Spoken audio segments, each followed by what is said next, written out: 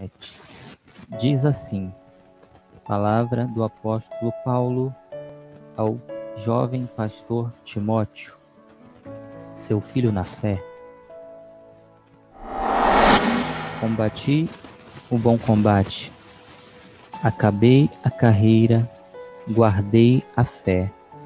Desde agora a coroa da justiça me está guardada, a qual o Senhor, justo juiz, me dará naquele dia, e não somente a mim, mas também a todos os que amarem a sua vinda. Aleluia. Amém. Palavra maravilhosa. Paulo aqui já está no fim de sua vida, perto de partir e estar com Cristo, o que ele havia dito em uma de suas cartas, que isso é incomparavelmente melhor, e havia chegado o momento onde o apóstolo estava próximo de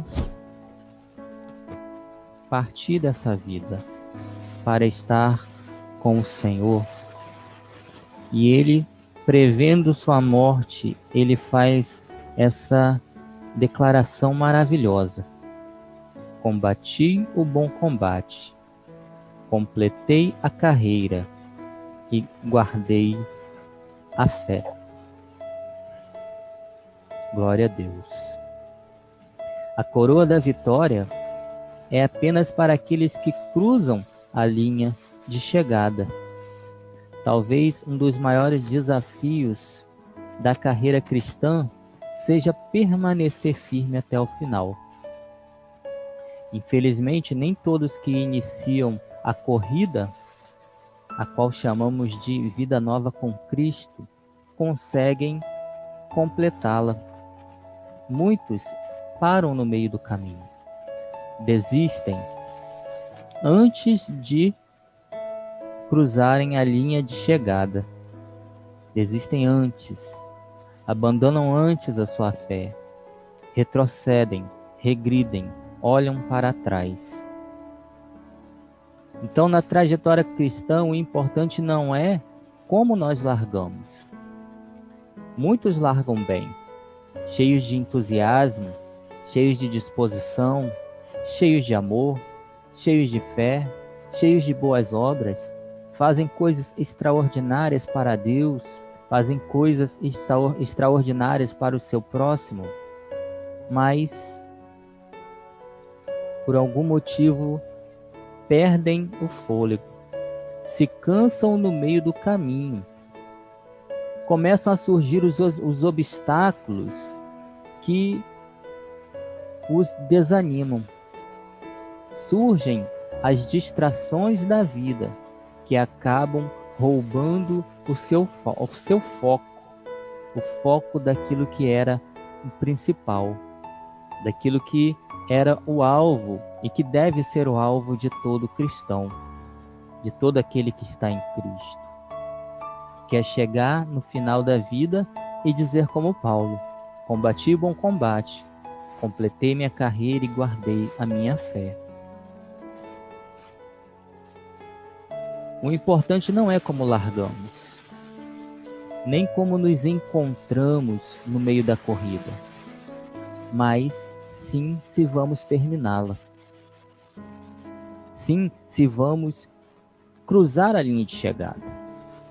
Em outras palavras, para ficar bem claro, não importa como você se encontra nesse momento.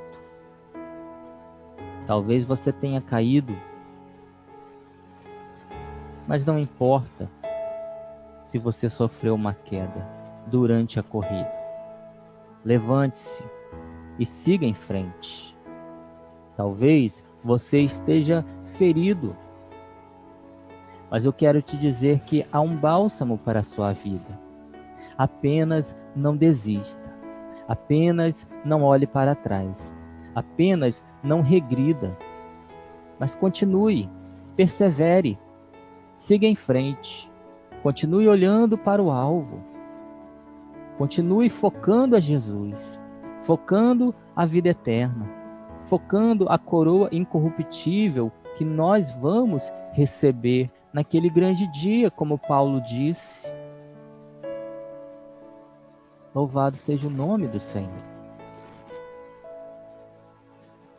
Portanto, não importa como você se encontra, não importa como você largou, embora largar bem seja um bom indício, seja importante, o mais importante é terminar o que nós começamos.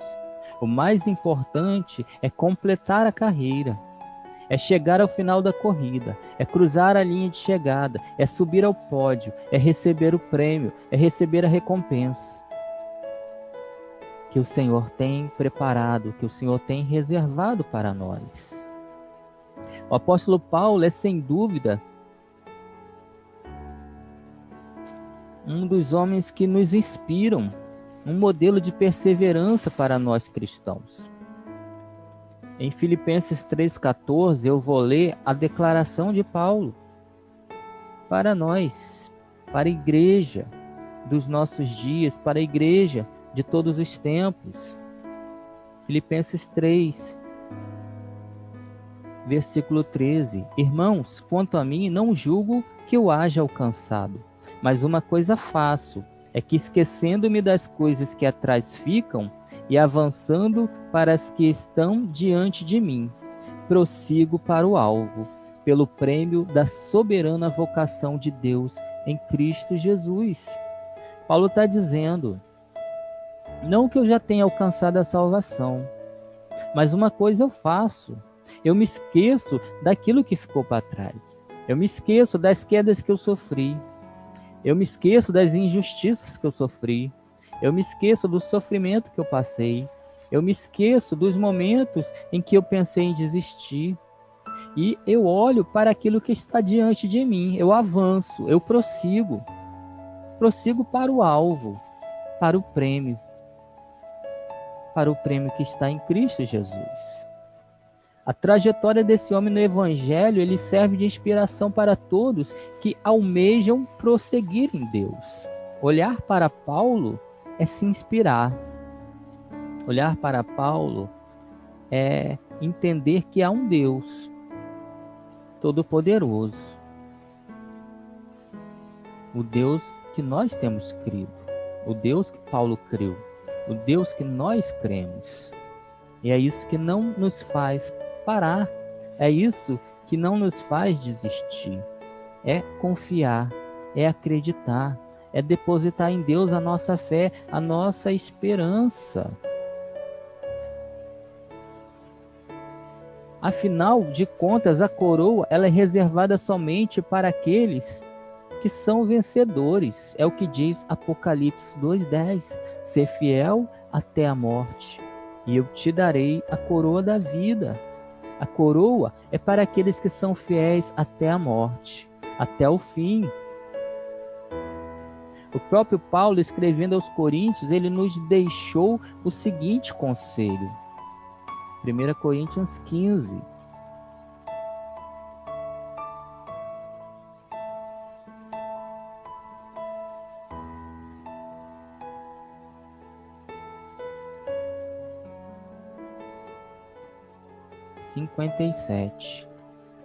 Mas graças a Deus que nos dá a vitória por nosso Senhor Jesus Cristo.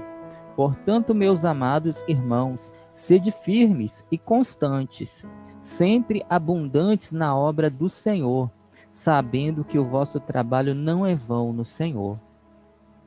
Paulo está dizendo para nós, sejam firmes, sejam constantes, sejam sempre abundantes na obra do Senhor, porque o trabalho de vocês, o trabalho que vocês estão desempenhando na obra do Senhor não é inútil, não é em vão. Haverá recompensa. Iremos participar de um grande dia. Iremos desfrutar das maravilhas que o Senhor tem preparado. Então parece-nos que o grande desafio é como permanecer firme, como completar a carreira cristã, E a primeira coisa que eu quero dizer é: fixando os olhos sempre em Deus. É o que diz o escritor de Hebreus. Hebreus 12.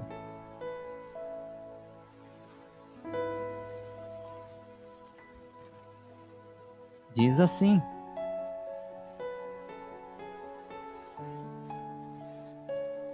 olhando para Jesus, autor e consumador da fé, o qual, pelo gozo que lhe estava proposto, suportou a cruz, desprezando a afronta, e assentou-se à destra do trono de Deus. Considerai, pois, aquele que suportou tais contradições dos pecadores contra si mesmo, para que não enfraqueçais, desfalecendo em vossos ânimos. Então, o primeiro passo para aquele que deseja completar a carreira, para aquele que deseja permanecer firme até o fim, é olhar para Jesus. É olhar e mirar no exemplo de Jesus para que a gente não enfraqueça, para que a gente não se canse no meio do caminho. Antes de tudo, acima de todos, devemos olhar para Deus. Efésios 5 diz: sede imitadores de Deus como filhos amados. Muitos crentes têm se enfraquecido na fé e até tropeçado porque começaram a reparar nos defeitos daqueles que estão ao seu redor, esquecendo-se de olhar para o alto, esquecendo-se de olhar para Jesus, que é o nosso modelo maior, que é o autor e consumador da nossa fé. Então, quando nós desviamos os nossos olhos de Jesus, a nossa fé, ela enfraquece e ela pode até deixar de existir. Por isso que temos que olhar para Jesus. Ele é o autor e o consumador da nossa fé. Embora as pessoas cometam erros, falhas, e possam até escandalizar o mundo, o Senhor permanece fiel e infalível. Além do mais, a Bíblia nos ensina a julgar todas as coisas e a reter o que for bom. 1 Tessalonicenses 5:21. Julgar as atitudes erradas e não as pessoas. Se alguém teve uma atitude boa, eu devo elogiar, imitá-la. Mas se esse mesmo alguém teve uma atitude ruim, eu devo reprová-la. Eu devo fazer o inverso. Até porque ninguém é feito só de virtudes e ninguém é feito só de defeitos. Então esse negócio de dizer que eu vou desistir da caminhada, eu vou abandonar a fé porque eu tenho visto muitos maus exemplos dentro da igreja. Isso não funciona, isso não cola para Deus. Se eu tenho visto alguém que está praticando o errado, devo eu então fazer o certo. A Bíblia diz: não te deixes vencer do mal, mas vença o mal com o bem. Então, eu venço o mal praticando o bem, e não me abatendo com o mal ou fazendo igual àqueles que têm feito o mal. Eu tenho que fazer o inverso. Ao invés de me preocupar em julgar alguém, eu preciso, antes de tudo, julgar a mim mesmo, tendo cuidado de agir diferente naquilo que eu tenho reprovado nos outros, porque senão eu serei apenas um hipócrita. Um hipócrita. Então nós estamos aqui para, a cada dia, nos aperfeiçoarmos em Deus. O segundo passo, para aqueles que desejam permanecer firme, completar a sua carreira, é respeitar e conviver com as diferenças. Se desejamos permanecer firmes em Deus, precisamos entender que os membros do corpo de Cristo possuem diferenças de gostos, de opiniões sobre o cotidiano, sobre a vida, temperamentos diferentes, personalidades diferentes. Isso é o que nós chamamos de diversidade. Diversidade. pessoas que são diferentes, que nasceram dentro e foram criados dentro de um ambiente diferente, dentro de um lar diferente, com uma família diferente, em lugar diferente, em época diferente, sob influências diferentes. Então, nós precisamos entender isso. A evidência de uma igreja espiritual é saber conviver com as diferenças, inclusive diferenças teológicas dentro da própria igreja. Claro que desde que isso não fira nenhuma doutrina fundamental da salvação. Mas você vai encontrar um irmão que pensa diferente de você em relação à doutrina. E isso não deve escandalizar, e isso não deve nos dividir, isso não deve nos separar de forma alguma. Estamos unidos pelo amor de Cristo. Quando se aprende a respeitar o individualismo das pessoas, a diversidade ela não se torna empecilho para a unidade. Filipenses 2 vai dizer para nós, Filipenses 2, versículo 2: completai o meu gozo, para que sintais o mesmo, tendo o mesmo amor, o mesmo ânimo, sentindo uma mesma coisa. Nada façais por contenda ou por vanglória, mas por humildade. Cada um considere os outros superiores a si mesmo. Amém? Que cada um possa considerar o seu irmão superior a si mesmo. A igreja, ela é construída por relacionamentos. Relacionamento com Deus e com os irmãos. Por isso é normal que aconteçam dificuldades na caminhada. Onde há relacionamento, há dificuldade. Onde há relacionamento, existem rugas, existem arestas que precisam ser aparadas.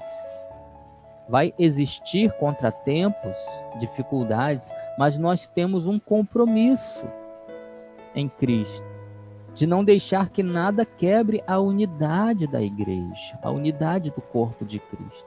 Porque se somos diferentes, humanamente falando, temos que ser um espiritualmente. Um mesmo propósito, uma mesma visão, um mesmo sentimento, um mesmo ânimo, todos remando na mesma direção. É o que Paulo está dizendo: completai a minha alegria de forma que vocês tenham o mesmo pensamento, o mesmo sentimento, o mesmo ânimo, o mesmo encorajamento. Sejam unânimes, vivam em unidade. Então, a diferença que temos não é empecilho, não pode ser empecilho para a unidade.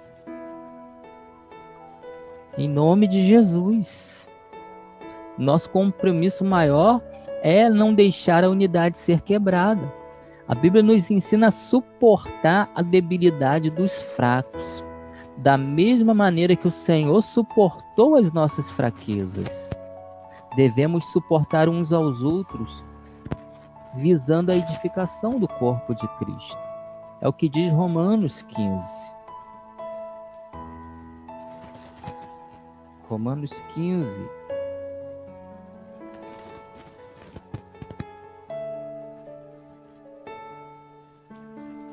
Mas nós que somos fortes, devemos suportar as fraquezas dos fracos e não agradar a nós mesmos. Portanto, cada um de nós agrade ao seu próximo no que é bom para edificação. Porque também Cristo não agradou a si mesmo, mas como está escrito, sobre mim caíram as injúrias dos que te injuriavam. Então, Paulo está dizendo, nós que somos fortes, ou seja, nós que somos maduros na fé, nós que já somos experimentados, nós que já alcançamos uma estatura em Cristo Jesus, devemos suportar a fraqueza dos fracos, ou seja, aqueles que não são maduros espiritualmente, aqueles que ainda não cresceram na fé, aqueles que ainda não foram experimentados, não estão prontos, ainda precisam de leitinho para sobreviver. Devemos ter um ânimo longo para com eles. Devemos suportar e devemos amá-los. Não deixar que isso faça com que eles deixem a caminhada. De forma alguma. De forma alguma. Temos que considerar o nosso irmão superior a nós, visando a edificação do corpo de Cristo. Visando a edificação do corpo de Cristo. Como suportar o irmão fraco na fé? Eu já falei aqui, através do amor de Cristo. A Bíblia diz que o amor, ele é o vínculo da perfeição. Ele nos une. E ele nos faz enxergar aquele irmão que é de difícil convivência como alguém perfeito em Cristo. Só o amor é capaz de fazer isso. Como permanecer firme? Como completar a carreira? Vivendo cheio do Espírito Santo. Efésios 5:18. E não vos embriagueis com o vinho, no qual há devassidão, mas enchei-vos do Espírito. Existe diferença entre receber e ser cheio do Espírito Santo. O recebimento do Espírito Santo é uma promessa de Jesus para os crentes. Está registrado lá em João 14. Acontece no ato da conversão, quando passamos a ser a sua habitação. 1 Coríntios 3,16 diz que nós somos o templo do Espírito Santo. E receber o Espírito Santo é a confirmação de que somos filhos de Deus. Todos quanto o receberam, deu-lhes o poder de serem feitos filhos de Deus, a saber, os que creem em seu nome. Os que não nasceram da vontade da carne, os que não nasceram da vontade do sangue, nem da vontade do homem, mas que nasceram de Deus, que nasceram do Espírito. Então, é a garantia de que somos salvos, porque fomos selados com o Espírito Santo. Agora, o enchimento do Espírito Santo, ele é o revestimento de poder para sermos testemunhas de Jesus aqui na terra. Atos 1:8. Recebereis poder ao descer sobre vós o Espírito Santo, e ser-me-eis minhas testemunhas, em Jerusalém, como na Judéia e Samaria, até aos confins do mundo.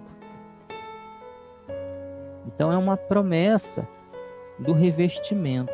Ao contrário do que muitos pensam, a responsabilidade de ser cheio do Espírito não é somente de Deus, mas sim do homem.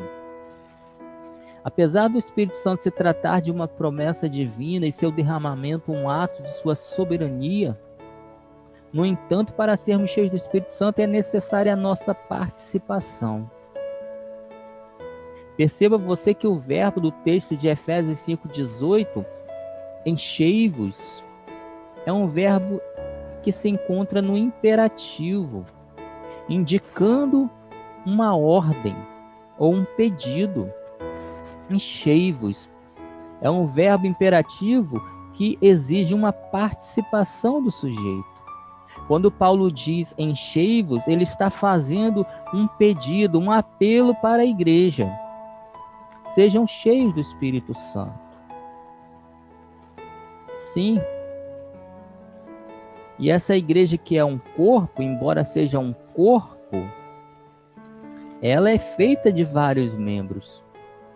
E esse pedido de Paulo, enchei-vos do Espírito, exige uma ação do sujeito que sou eu, que é você, que somos nós.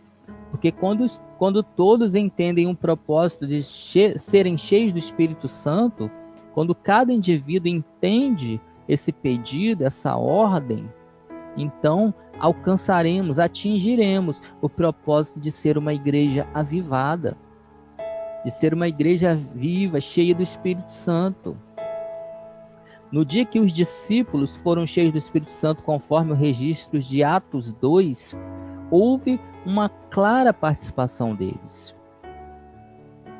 Vamos ler Atos, capítulo 1.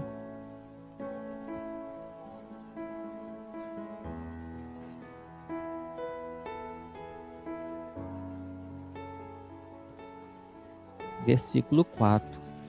E estando com eles, determinou-lhes que não se ausentassem de Jerusalém, mas que esperassem a promessa do Pai, que disse ele: de mim ouvistes, porque na verdade João batizou com água, mas vós sereis batizados com o Espírito Santo, não muito depois destes dias. Então, olha aí, houve uma participação dos discípulos, houve uma ação, a ação de obedecer às ordens de Jesus, a ação de ficar, de permanecer em Jerusalém, de aguardar pela promessa do Pai. Mas eles aguardaram de braços cruzados? Não. O versículo 14 diz que eles aguardaram da seguinte forma: todos estes perseveravam unanimemente em oração e súplicas, com as mulheres e Maria, mãe de Jesus, e com seus irmãos. Então, eles aguardaram. Mas houve outra ação, a ação de orar, a ação de busca constante, a ação de clamar, de suplicar, e de que não parar enquanto a promessa não se cumprisse. Como que nós podemos ser cheios do Espírito Santo se nós não estamos dispostos a obedecer a ordem de Jesus? Se não estamos dispostos a ouvir e obedecer a sua palavra? Se não buscamos em oração? Se não nos alimentamos da palavra? Se não buscamos uma vida de santidade? Como seremos cheios do Espírito Santo se não houver a nossa participação? Se não houver essa ação de obedecer o que Jesus nos manda, de buscar a sua presença? Para ser cheio, é preciso se esvaziar. Está cheio de coisas ocupando a nossa vida. Não há espaço para o Espírito Santo. Nós temos o hábito de entulhar coisas que não servem para nada em nossa vida e não queremos abrir mão delas.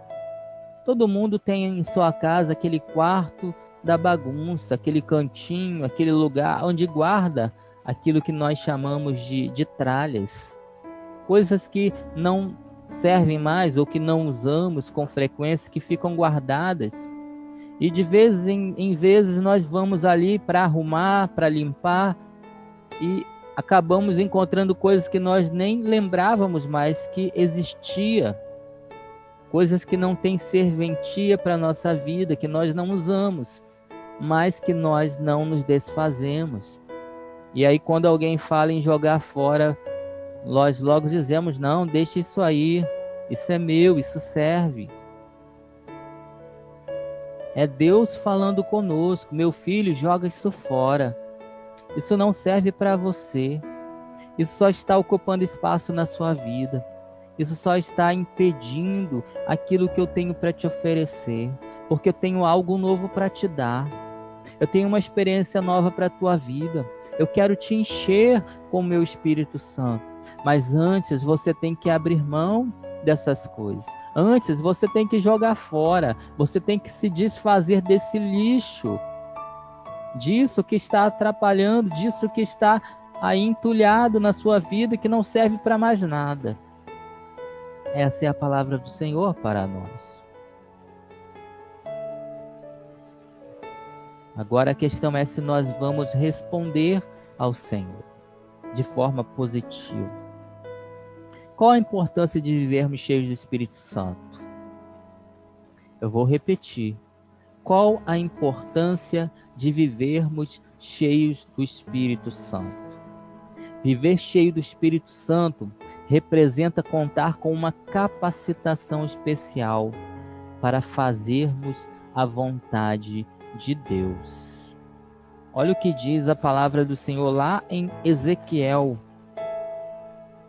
capítulo 36.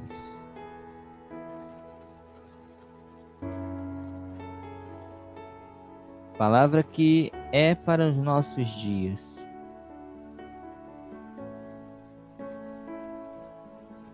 Porei dentro de vós o meu espírito, E farei com que andeis nos meus estatutos, e guardeis os meus juízos, e os observeis.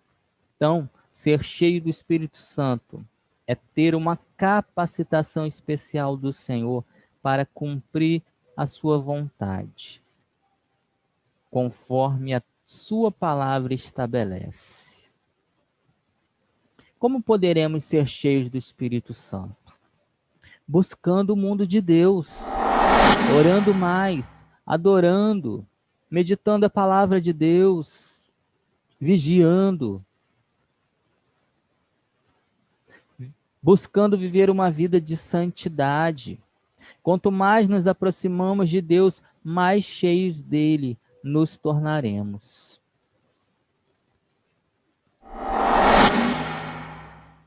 Mais cheios dele nós seremos. Como permanecer firme e completar a carreira? Fugindo da nossa natureza pecaminosa. Colossenses 3, 5, 10 nos diz isso.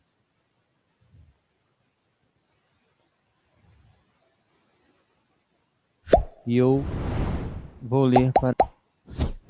Diz assim o texto bíblico. Portanto, se já ressuscitastes com Cristo, buscai as coisas que são de cima, onde Cristo está assentado à destra de Deus. Pensai nas coisas que são de cima e não nas que são da terra. Versículo 5. Mortificai, pois, os vossos membros que estão sobre a terra, a prostituição, a impureza, o apetite desordenado, a vil concupiscência e a avareza, que é a idolatria, pelas quais coisas vem a ira de Deus sobre os filhos da desobediência, nas quais também em outro tempo andastes, quando vivias nelas. Mas agora despojai-vos também de tudo, da ira, da cólera, da malícia, da maledicência, das palavras torpes da vossa boca. Não mentais uns aos outros, porque já vos despistes do velho homem com os seus feitos, e vos vestistes do novo, que se renova para o conhecimento, segundo a imagem daquele que o criou. Quanto mais nos inclinamos para a carne, a qual simboliza a nossa natureza terrena, ou seja, a nossa tendência para o pecado, para fazer aquilo que desagrada a Deus, quanto mais nós damos vazão a essa natureza, mais fracos nós nos tornamos espiritualmente. Gálatas 5,16 vai dizer o seguinte. Gálatas 5,16.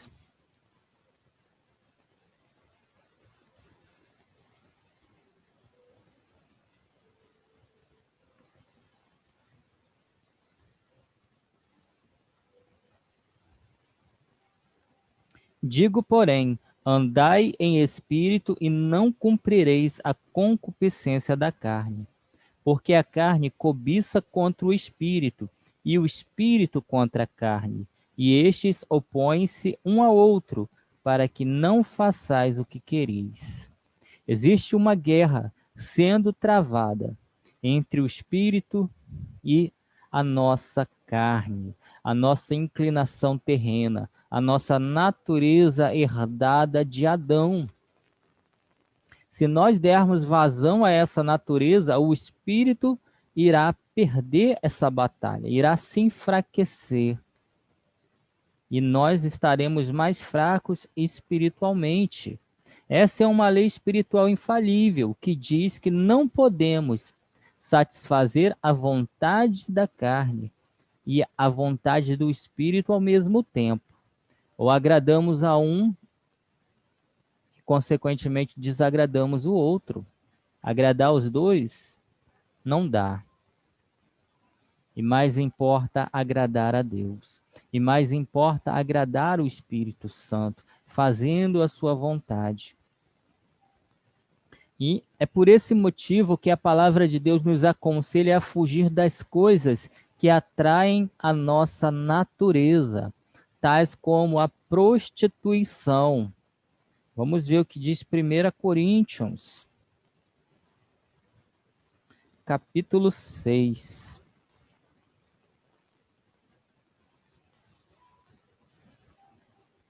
Capítulo 6, versículo 18. Fugir da prostituição. Todo pecado que o homem comete é fora do corpo, mas o que se prostitui peca contra o seu próprio corpo.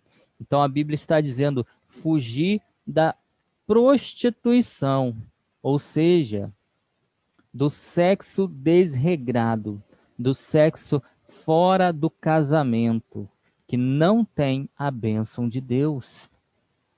Outra coisa que a Bíblia nos manda fugir é fugir da idolatria. 1 Coríntios 10, 14.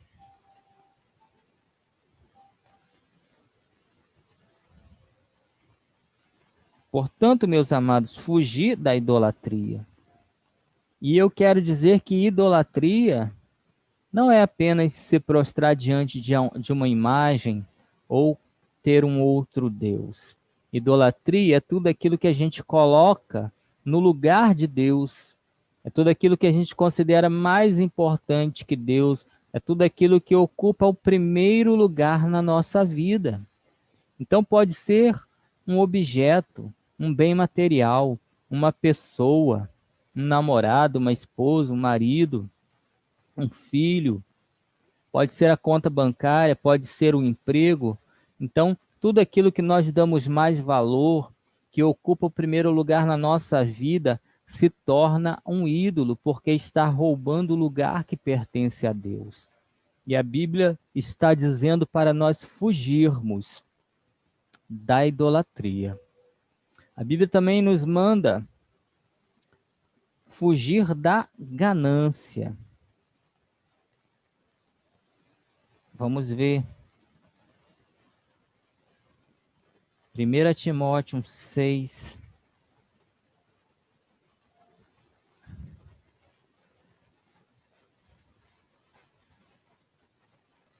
Versículo 10. Porque o amor do dinheiro é a raiz de toda espécie de males. E nessa cobiça alguns se desviaram da fé e se transpassaram a si mesmo com muitas dores. Mas tu, homem de Deus, foge dessas coisas. Então está dizendo, foge da ganância, do amor ao dinheiro, de fazer tudo por causa do dinheiro, tudo custe o que custar, passar por cima de tudo, da ética, da moral, dos bons princípios, por causa do dinheiro, por causa da ganância, por causa dos bens materiais. A Bíblia está dizendo para nós fugirmos dessa inclinação que é carnal e que não vem de Deus. E foge também dos prazeres mundanos. 2 Timóteo 2, versículo 22. Foge também dos desejos da mocidade. Segue a justiça, a fé, a caridade e a paz com os que um coração puro e invocam o nome do Senhor. Então, é para nós fugirmos dos desejos da mocidade, das paixões mundanas, daquilo que atrai a nossa natureza, daquilo que é passageiro, daquilo que só satisfaz a carne, mas que desagrada o Espírito Santo e que vai gerar morte espiritual. A única forma de fugir dessas coisas é adotando a santidade como um estilo de vida. A santidade ela não pode ser mais uma palavra bonita no nosso vocabulário cristão. A santidade ela tem que ser um estilo de vida, onde eu cada vez mais eu me aproximo de Deus e me afasto do pecado. Cada vez mais eu vivo policiando o que estou fazendo, o que estou pensando, o que estou falando, como estou me vestindo, aonde estou andando, com quem estou andando, que tipo de testemunho estou dando. É dessa forma, vivendo em santidade, se separando para Deus, que nós não daremos vazão à nossa natureza. Como viver em santidade nos nossos dias? Observando a palavra de Deus. O Salmo 119 diz que a palavra de Deus é a verdade, ela é a essência. Salmo 119, versículo 9, ele diz: como manterá puro o jovem o seu caminho? Observando segundo a sua palavra. Eu vou ler aqui o que diz o Salmo 119. Salmo de Davi.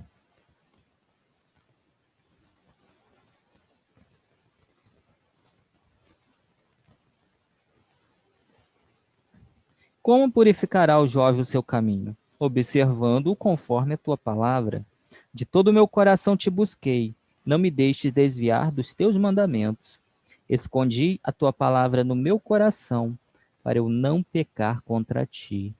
Então, quando eu guardo a palavra no coração, quando eu a pratico, quando eu a observo, quando eu a obedeço, eu estou me protegendo de pecar contra o Senhor. Eu estou guardando a minha vida. A palavra de Deus é o antídoto contra o pecado. Ela nos impede de pecar. Ela nos dá direção. Ela nos mostra como nos comportar nesse mundo. Ela é o farol que nos dá direção e segurança. Como viver em santidade? Não se associando ao mal. Efésios 5:11. Olha o que Paulo diz.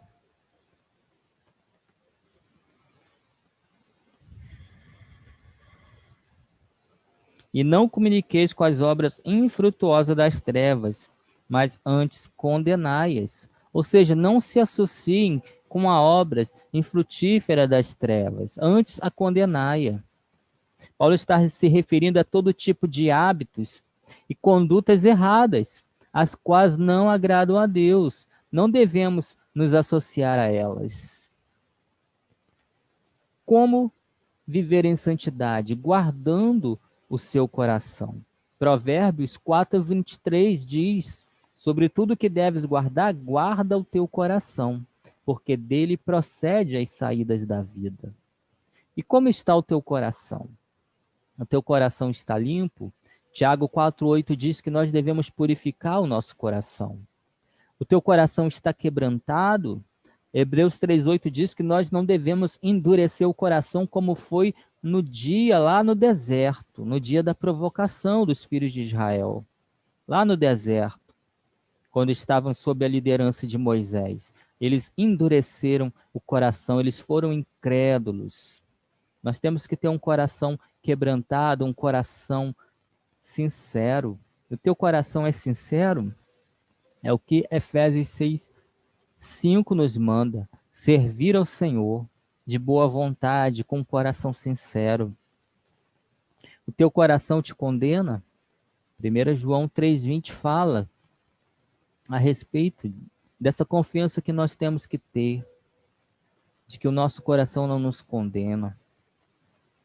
O teu coração, no teu coração, Jesus está assentado no trono do teu coração, como 1 Pedro 3,15 diz que nós devemos santificar a Cristo como Senhor no nosso coração, ou seja, separá-lo como Senhor absoluto da nossa vida.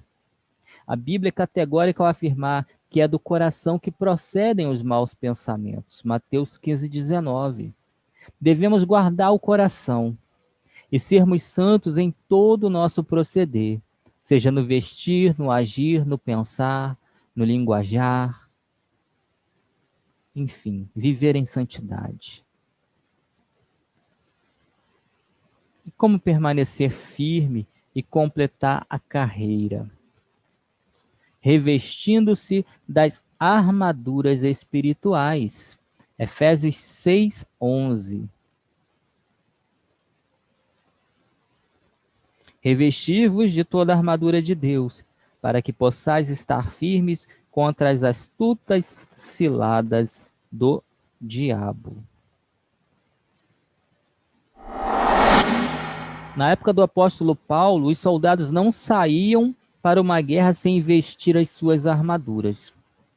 A armadura era um equipamento indispensável para o soldado, para que ele pudesse ir bem num combate e até mesmo para a sua sobrevivência. Era um kit, um equipamento indispensável para a sobrevivência do soldado. E Paulo afirma em 2 Timóteo 2,3 que nós somos o bom soldado de Cristo Jesus. O bom soldado de Jesus somos nós. E temos à nossa disposição armas poderosas em Deus. É o que diz 2 Coríntios 10, versículo 43, versículo 4, 3 e 4.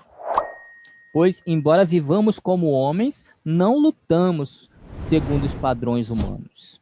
As armas com as quais lutamos não são humanas, pelo contrário, são poderosas em Deus para destruir fortalezas.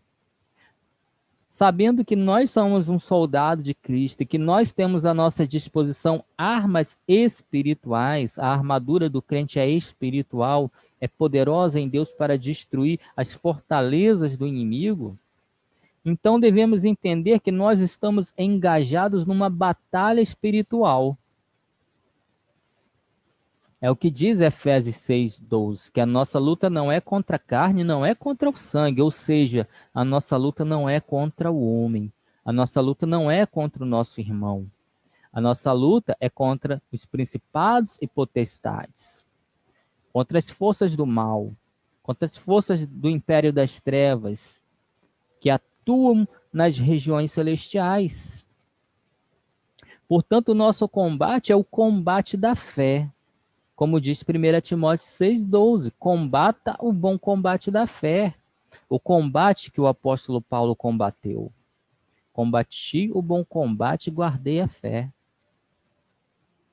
Paulo não apenas declara que o cristão possui uma armadura espiritual, como ele também identifica cada peça da mesma, enfatizando a importância de cada uma na nossa luta contra Satanás e seu reino das trevas. Paulo fala do cinturão da verdade em Efésios 6,14.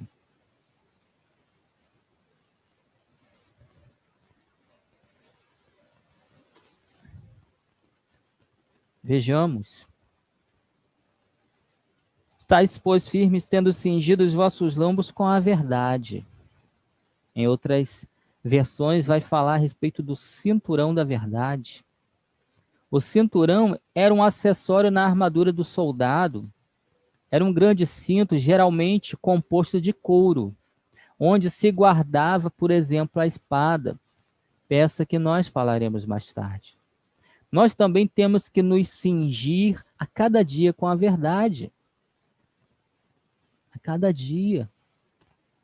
Cingir significa envolver, significa prender com firmeza. Temos que nos prender com firmeza à verdade da palavra do Senhor. Pilatos perguntou a Jesus: o que é a verdade? Ele teve um encontro com a verdade, mas não a reconheceu. Teve um encontro pessoal com a verdade, mas não a reconheceu.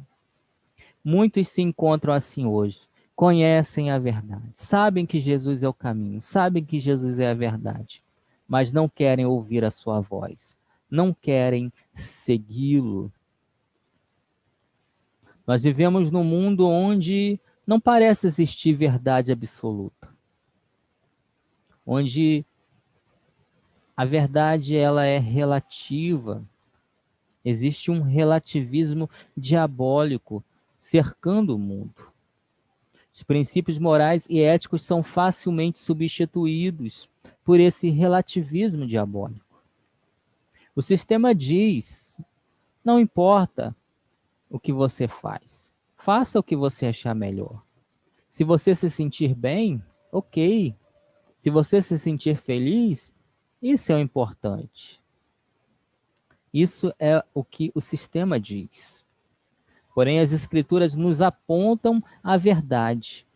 A pergunta de Pilatos não deveria ser o que é a verdade, e sim quem é a verdade. A Bíblia nos aponta a verdade. E ela diz que a verdade é uma pessoa. A verdade é o Senhor Jesus.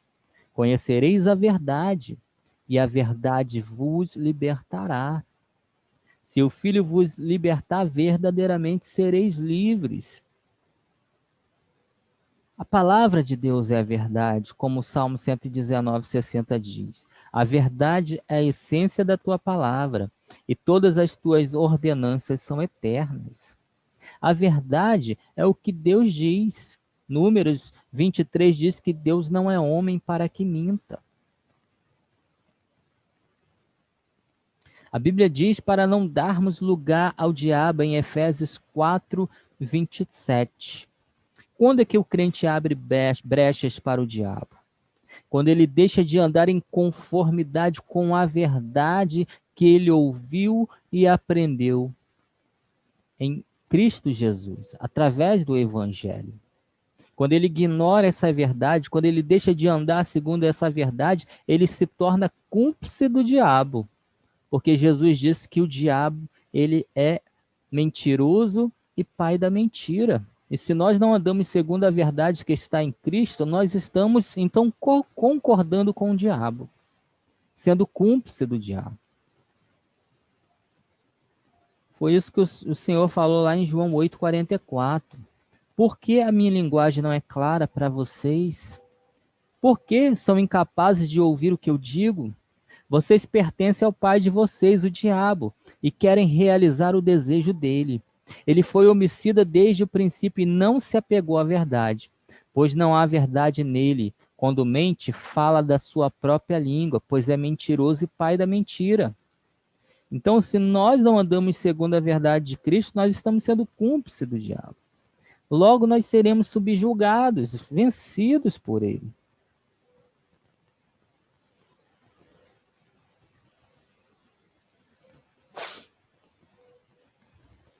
A outra peça da armadura que Paulo cita é a couraça da justiça.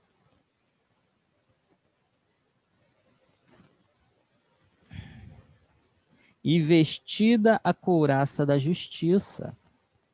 Uma das estratégias de Satanás é lançar acusações contra as nossas vidas. A Bíblia o identifica como acusador. Ele está o tempo todo com seus argumentos, tentando nos convencer de que não somos dignos de ser aceitos na presença de Deus, de que não somos dignos da salvação por causa da nossa injustiça. Na época de Paulo, os soldados usavam a couraça para proteger a região do peito, das costas e dos ombros. Essa é a função da justiça de Cristo. Ela funciona como uma couraça que nos protege de todas as acusações do inimigo, tanto na dianteira quanto na retaguarda. Através da couraça da justiça de Cristo, nós estamos seguros e protegidos. Ela nos livra também do fardo que não somos capazes de carregar, que é ser considerados justos através das suas próprias obras. Conta-se que certa vez o diabo apresentou-se a Lutero num sonho. E ele começou a listar todos os pecados de Lutero. Lutero, quando leu aquela lista, disse: ainda falta alguns pecados aqui. E o diabo se retirou. Depois o diabo novamente voltou com outros pecados que Lutero havia cometido durante sua vida. E Lutero olhou aquela lista novamente e disse: agora está certo, está aqui todos os pecados que eu cometi durante a minha vida. Você só se esqueceu de um detalhe, só esqueceu de uma coisa. E o diabo perguntou o que foi. E Lutero respondeu: o sangue de Jesus já pagou tudo. A Bíblia diz que a nossa dívida, ela foi paga por Jesus na cruz do Calvário. Ali ele cancelou todo escrito de dívida que havia contra nós, encravando-a na cruz. E nós ficamos livres. Jesus, ele levou sobre si os nossos pecados e transferiu para nós a sua justiça. Lutero conhecia Romanos 5:9. Como agora fomos justificados por seu sangue, muito mais ainda seremos salvos da ira por meio dele. Deus já pagou toda a nossa dívida. Cancelou o escrito de dívida que havia contra nós, na forma de ordenanças, que nos era contrário. Ele a removeu, cravando-a na cruz, pregando-a na cruz. Nós não somos salvos porque merecemos, nem pelo que fazemos, mas sim pelo que Cristo fez, pelos méritos de Cristo, através da sua obra na cruz. Por isso que nós somos salvos. A justiça de Deus, ela nos foi imputada por meio de Cristo. Não temos justiça própria. Isaías diz que a nossa justiça é como um trapo de imundícia, mas nós podemos nos fiar, podemos confiar na justiça de Cristo que está sobre nossa vida, a qual nos faz com que sejamos aceitos diante da presença do Pai. Quando nós cometemos um pecado, imediatamente nós somos acusados, seja pela nossa consciência, seja pelo inimigo, ou até mesmo por uma pessoa. Se não estivermos convictos da nossa posição em Cristo, seremos tomados por um sentimento de culpa e chegaremos à conclusão de que não somos merecedores da salvação. Não devemos aceitar nenhuma acusação sobre a nossa vida. Quem fará alguma acusação contra os escolhidos de Deus? É Deus quem os justifica. E o pecado, como resolvemos? A Bíblia nos manda abandonar, confessar e abandonar. Essa é a solução que a palavra de Deus nos apresenta. O que encobre as suas transgressões nunca prosperará, mas o que as confessa e deixa alcançará misericórdia. Provérbios 28:13. Confessei-te meu pecado e a minha maldade não encobri. Dizia eu, confessarei ao Senhor as minhas transgressões, e tu perdoaste a maldade do meu pecado. Salmos 32:5. Justificados mediante a fé, temos paz com Deus e ousadia para nos achegarmos à sua presença. Se confessarmos nossos pecados, ele é fiel e justo para nos perdoar os pecados e nos purificar de toda injustiça. E, portanto, irmãos, temos plena confiança para entrar no Santo dos Santos, pelo sangue de Jesus, por um novo e vivo caminho que ele abriu por meio do véu, isto é, do seu próprio corpo. Temos, pois, um grande sacerdote sobre a casa de Deus, Hebreus 10:19-21.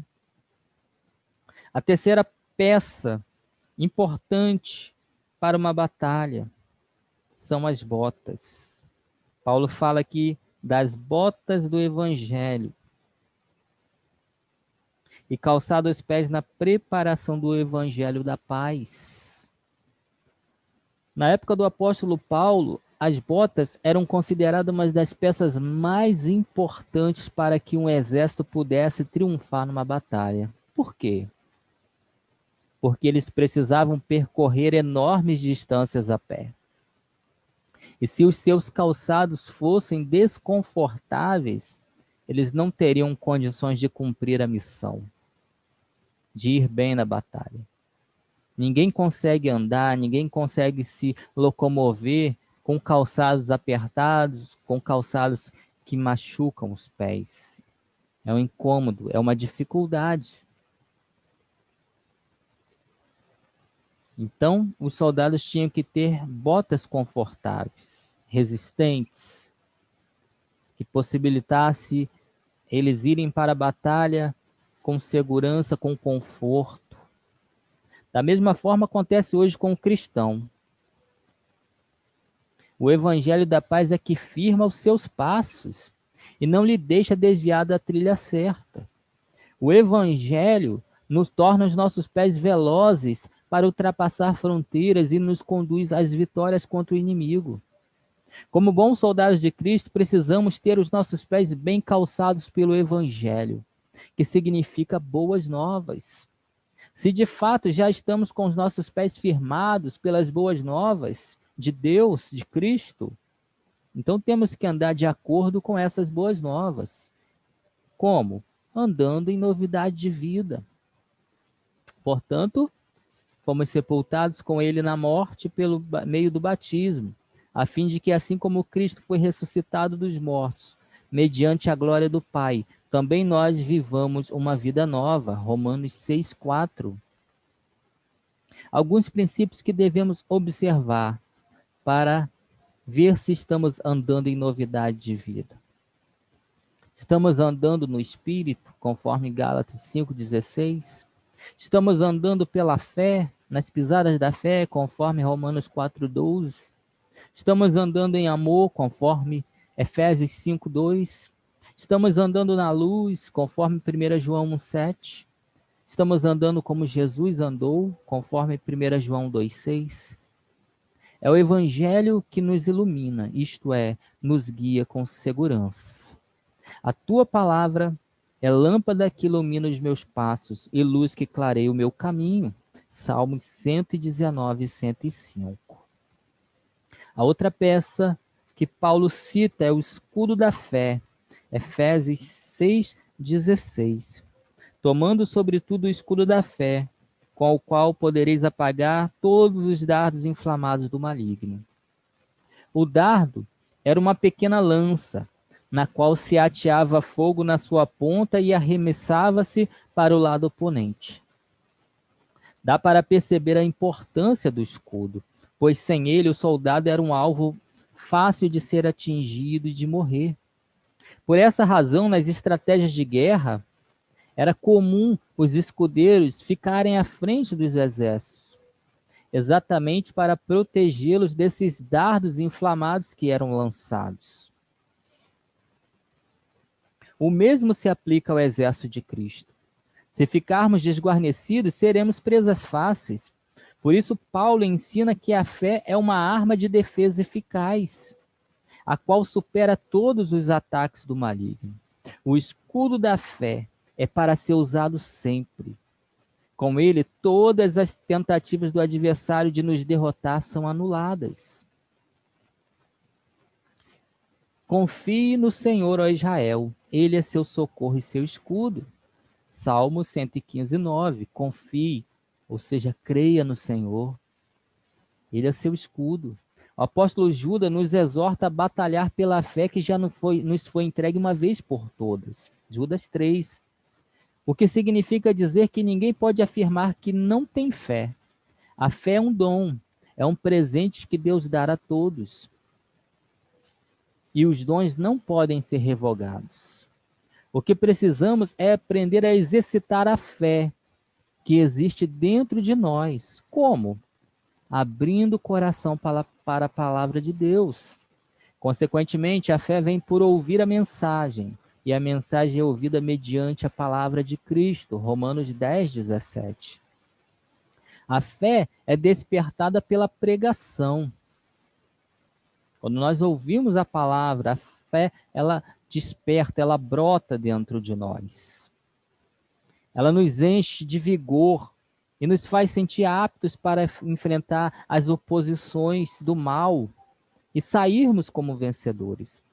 A semente da fé que Deus plantou dentro de nós, ela precisa ser regada todos os dias. A palavra de Deus é como uma água que vem regar essa semente. Por isso, quando ouvimos uma pregação, somos avivados e nos enchemos de fé. Mas no decorrer da semana, se não continuamos regando essa fé que despertou dentro de nós, no nosso coração, ela vai murchando aos poucos.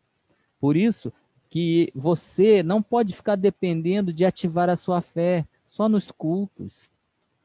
Você precisa ter uma vida de devocional com Deus, de oração, de meditação na palavra, de adoração, para que a sua fé ela fique viva. Pois através da fé nós vencemos os dardos inflamados do maligno. Paulo também fala do capacete da salvação.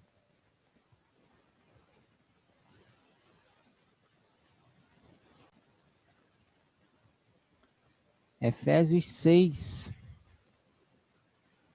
17. Tomai também o capacete da salvação. O capacete, ele é usado para proteger a região da cabeça, onde fica localizado o nosso cérebro, responsável pelos movimentos do nosso corpo e pelas sensações que nós temos.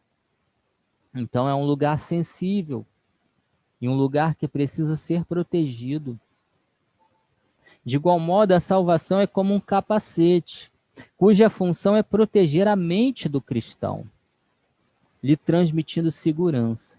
É muito comum encontrarmos cristãos genuínos, verdadeiros, mas que não possuem certeza da sua salvação.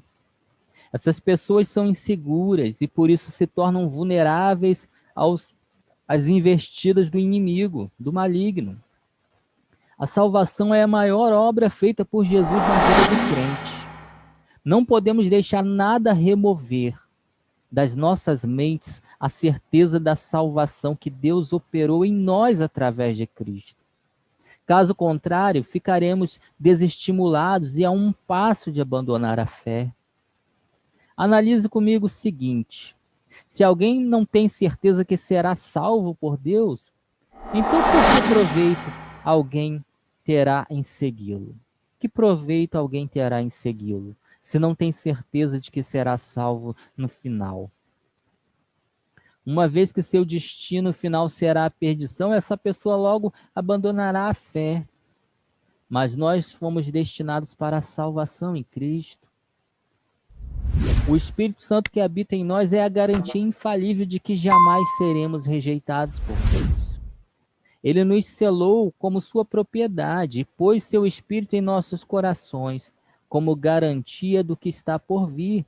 2 Coríntios 1, 22. Essa é a maior prova da nossa salvação. Nós fomos selados como propriedade de Deus e ninguém pode violar essa propriedade. Pertencemos ao Senhor.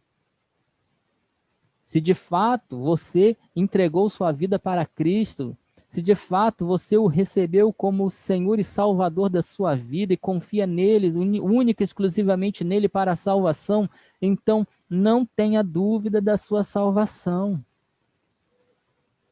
Proteja a sua mente com o capacete da salvação. Tenha a segurança da salvação. Não deixe que nada remova da sua mente essa certeza, para que você não se torne vulnerável na batalha contra o inimigo. Paulo também cita a espada do Espírito, no verso 17, e a espada do Espírito que é a palavra de Deus. A espada é uma arma de guerra que é usada no confronto pessoal, com o qual se feria e se matava o oponente, o adversário. O apóstolo Paulo se refere à palavra de Deus como uma espada do Espírito, porém não se trata de uma espada qualquer. Hebreus 4:12 diz: pois a palavra de Deus é viva e eficaz, e mais afiada que qualquer espada de 2 gumes. Ela penetra ao ponto de dividir alma e espírito, juntas medulas, e julga os pensamentos e intenções do coração. Por esse motivo, o próprio Paulo nos aconselha a manejar bem a palavra da verdade. Procure apresentar-se como a Deus aprovado, como obreiro que não tem do que se envergonhar e que maneja corretamente a palavra da verdade. 2 Timóteo 2,15. De nada adianta alguém possuir uma espada se não souber manejá-la. Se a palavra de Deus é uma espada e essa espada é tão poderosa que não se compara a nenhuma arma humana, então precisamos conhecê-la e saber usá-la. Essa é uma linguagem figurada que indica que a palavra do Senhor é um poderoso instrumento de guerra e que deve ser utilizado com destreza. A espada é tanto uma arma de ataque quanto de defesa. Quando Jesus foi levado pelo Espírito para ser tentado no deserto, todo o exército do inferno apontou suas armas em direção a Jesus. Porém, Jesus triunfou sobre os inimigos usando a palavra. 3 vezes Jesus foi tentado pelo diabo. As 3 vezes Jesus resistiu citando a palavra. Está escrito. Está escrito. Está escrito. Através da palavra, Jesus se defendeu e contra-atacou contra Satanás. E qual foi o resultado? O diabo fugiu, se retirou da presença de Jesus. Uma das coisas que pode destruir o povo de Deus é a falta de conhecimento. Como diz o profeta Oséias, o meu povo se destrói porque lhe falta o conhecimento. Jesus diz em Mateus 22, 29, vocês estão sendo enganados, vocês estão errando porque não conhecem as Escrituras nem o poder de Deus. É importante dizer que não se trata de um conhecimento na mente, mas sim de um conhecimento espiritual, de guardar a palavra e praticá-la. O Espírito Santo só pode agir em nossas vidas através da palavra, se nós estivermos com essas armas certas na mão. Guardei no coração a tua palavra para não pecar contra ti. Guardar significa aplicar, significa viver os princípios revelados pela palavra de Deus. E para encerrar, Paulo fala da linha de comunicação. Orando em todo o tempo, com toda oração e súplica no Espírito, e vigiando nisso, com toda perseverança e súplica por todos os santos. Nenhum exército poderá prevalecer numa guerra se abrir mão dessa importante e poderosa arma. É através da comunicação que os soldados conhecem as estratégias que serão adotadas numa batalha, num combate. Elas são transmitidas pelo comandante da missão. Por isso, a importância da linha de comunicação. Se ela for interrompida, o batalhão não saberá como agir, nem quando agir. Assim é o exército de Cristo. Numa guerra existe a hora de avançar, existe a hora de recuar. Mudam-se as estratégias sempre que for necessário. Tudo isso é decidido pelo comandante do exército. Como bons soldados de Cristo, devemos conhecer bem as ordens do nosso general de guerra. Isso só é possível através da oração, que segundo Paulo deve ser feita em todo o tempo. Por que em todo o tempo? Porque assim como no exército terreno, se a comunicação for interrompida, os soldados correrão risco de vida. Assim também é espiritualmente. Não é diferente com o exército espiritual. Se em algum momento da batalha que travamos nos desconectarmos do nosso general, Jesus Cristo, nos tornaremos alvos fáceis, alvos de uma cilada do inimigo. É por isso também que Paulo nos manda vigiar com perseverança e súplica por todos os santos. Isto é, temos que cobrir os nossos irmãos. A oração de intercessão, ela funciona como uma cobertura espiritual. Interceder é clamar a Deus para que o seu irmão não seja abatido pelo adversário. Efésios 6,13, Paulo fala, tomai toda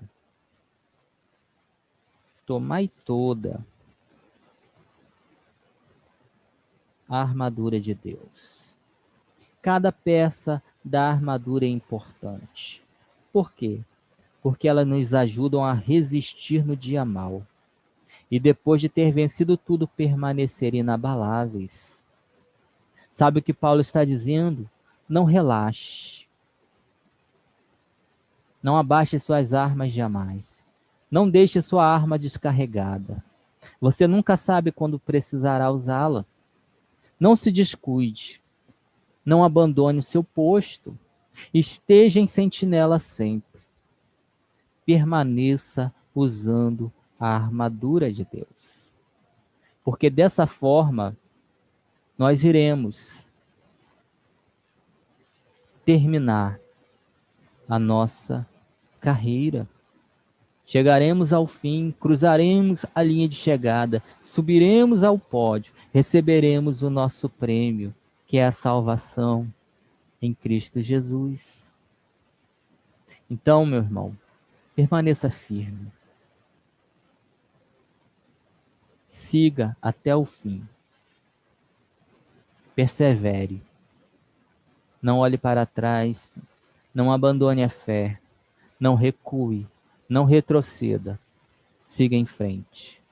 Deus é contigo.